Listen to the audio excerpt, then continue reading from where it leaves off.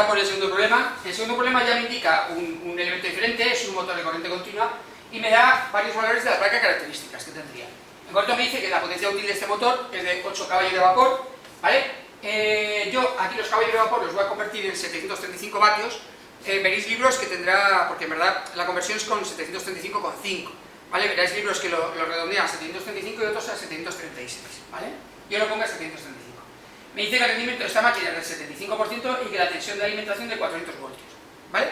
Y nos fija en el apartado 210 y 211 para fijarnos en las fórmulas.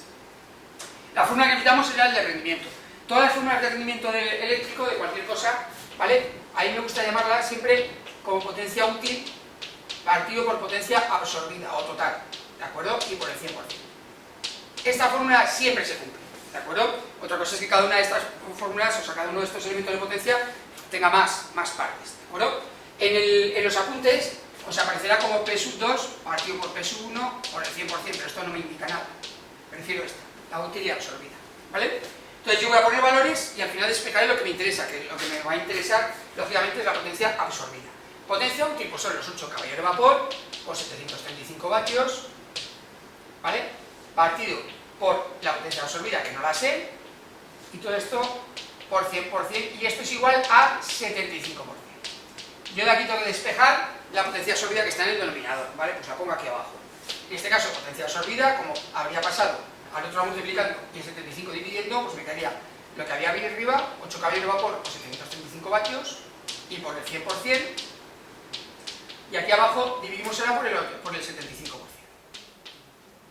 ¿Vale? Y vamos a ver lo que nos da. Me da 8 caballos por 735 por 100 y dividido para 75. Y me da una potencia de 7840 vatios. ¿Vale? En continua, la potencia, cualquier potencia en continua siempre es U por I. Con lo cual la potencia absorbida de esta máquina en continua será la tensión en bornes por la intensidad absorbida, ¿vale? Y yo quiero la intensidad absorbida, con lo cual despejo de aquí y la intensidad absorbida será la potencia absorbida partido por la tensión en bornes, por lo que es lo mismo, los 7840 vatios partido por 400 voltios. Y eso me dice lo que consume el motor, que son 19,6 amperios.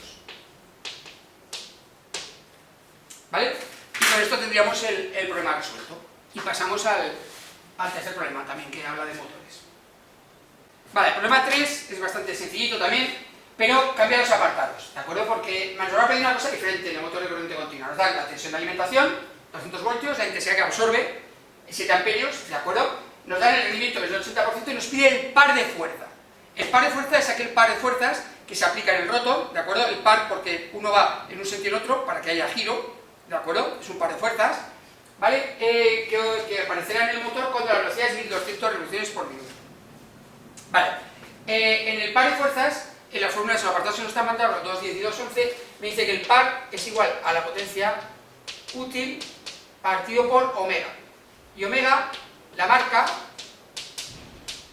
como 2pi por n partido por 60. ¿Vale? Es la velocidad angular. La velocidad n es la velocidad de las revoluciones que da por minuto, ¿vale? 60 estábamos hablando para cambiar ese minuto a segundos, y 2pi es una vuelta completa, entonces estamos buscando cuántas vueltas da, ¿de acuerdo? Y el par va a dar una unidad en newtons por metro, ¿de acuerdo? Entonces necesitamos saber la velocidad que le dan, necesito saber la potencia útil, ¿vale? ¿Qué datos me dan? Me dan la tensión y la intensidad absorbida, con lo cual puedo sacar la potencia absorbida. La potencia absorbida en continua es la tensión de bornes por la intensidad absorbida. ¿De acuerdo? Tensión de bornes me decía que son 200 voltios y la intensidad absorbida 7 amperios, si me acuerdo, ¿no? Sí. 1400 vatios. ¿Vale? Eso es lo que absorbe el motor. Y nos dice el rendimiento del 80, ¿vale? Pues sacamos el rendimiento. El rendimiento, que es el 80%, es potencia útil partido por potencia absorbida por el 100%. Y yo aquí quiero sacar potencia útil, lo tengo que despejar, ¿vale? Pues lo despejo. Potencia útil, en este caso, será el rendimiento, ¿vale? Por la potencia absorbida partido por 100%. Por lo que es lo mismo, el rendimiento, que son el 80%, la potencia absorbida, que son los 1400 vatios, y abajo el terminal 100%. Con lo cual, realmente la potencia útil va a dar menos, 80 por 1400 y dividido por 100. Me da 1120 vatios. ¿Vale? Ya tengo la potencia útil, estaría aquí. Voy sustituyendo. Pues solo son 1120 vatios partido por 2 por pi, estos son valores hechos. Velocidad la pongo en revoluciones por minuto, 1200 revoluciones por minuto. Y todo esto dividido para 60, la parte de abajo. ¿Vale? Vamos a ver qué par de fuerza me está dando. ¿Vale? 2 por pi por 1200 dividido para 60 y 100. Y me da 8,912 newtons por metro. El metro que se aparece es porque el par de fuerzas depende de la separación que tenga. ¿De acuerdo? O sea, por eso cuando aplicamos un par de fuerzas, una fuerza igual estará aquí y otra estará en oposición. ¿Cuánto? Aquí tienes un radio.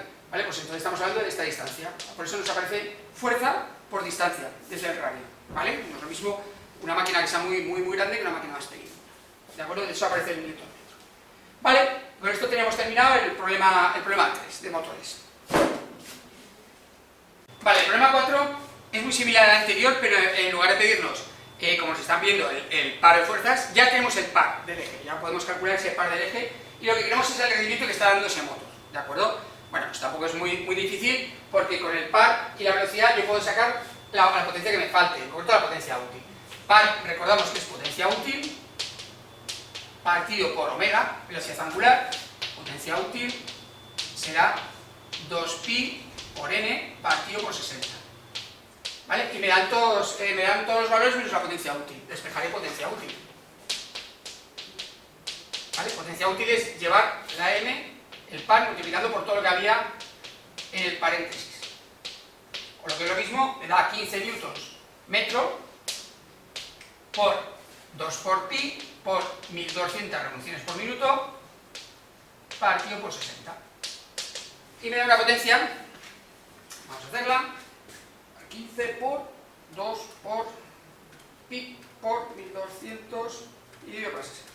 Me da una potencia de 1884,955 vatios. Esta es la potencia útil, ¿vale? Como tengo la absorbida, pues el rendimiento es directo. El rendimiento es potencia útil, potencia absorbida por el 100%. Lo acabo de calcular, 1884,955 vatios partido por la potencia que me da, que es 4000. ¿Vale? Y, perdón, me he dejado multiplicar por el 100%. Aquí. Por el 100% me da 47,12%. Bueno, como he puesto valores un poco, los he cambiado, pues me da un rendimiento bastante bajo. Las máquinas de corriente continua suelen tener rendimientos por encima del 75, ¿vale? Normalmente, no sé que sea una máquina más estrambótica, ¿vale? Y con esto terminamos el problema 4. Vale, vamos a ver el primer problema del tema 8 de máquinas eléctricas de corriente continua, y en este caso, en el primer problema, hablamos de un generador de corriente continua, ¿vale? O sea, recordamos un generador, yo tengo un campo magnético, ¿de acuerdo? Donde va a moverse un rotor, una parte móvil, ¿vale? Con un eje, al cual yo le aplico una fuerza mecánica desde el exterior, una energía mecánica que gira, ¿de acuerdo? Yo le hago girar esas espiras en el interior de un campo magnético. Ese campo magnético, ¿quién lo crea? Pues tal como lo dice el enunciado, vamos a aplicar una tensión en bornes. Este es para el inductor, para crear el campo magnético, ¿de acuerdo? Este crea el flujo. Y como me dicen que cambia, va a tener el mismo flujo en el primer caso que me dan y en el segundo caso que me dan, ¿de acuerdo? Entonces, aparece una fuerza electromotriz inducida porque la espira está girando dentro de un campo magnético, ¿de acuerdo? Me dicen un caso, está girando a 1100 revoluciones y se generan 35 voltios de fuerza electromotriz. Y me dicen, ¿y a qué velocidad se generarían 75 en esta máquina? En la misma máquina, ¿vale? Si vamos a los apartados que nos indican en el enunciado, ¿vale? Veremos que hay una fórmula que nos relaciona la fuerza electromotriz inducida de una máquina con una constante, la velocidad en revoluciones por minuto y el flujo. Kn por el flujo.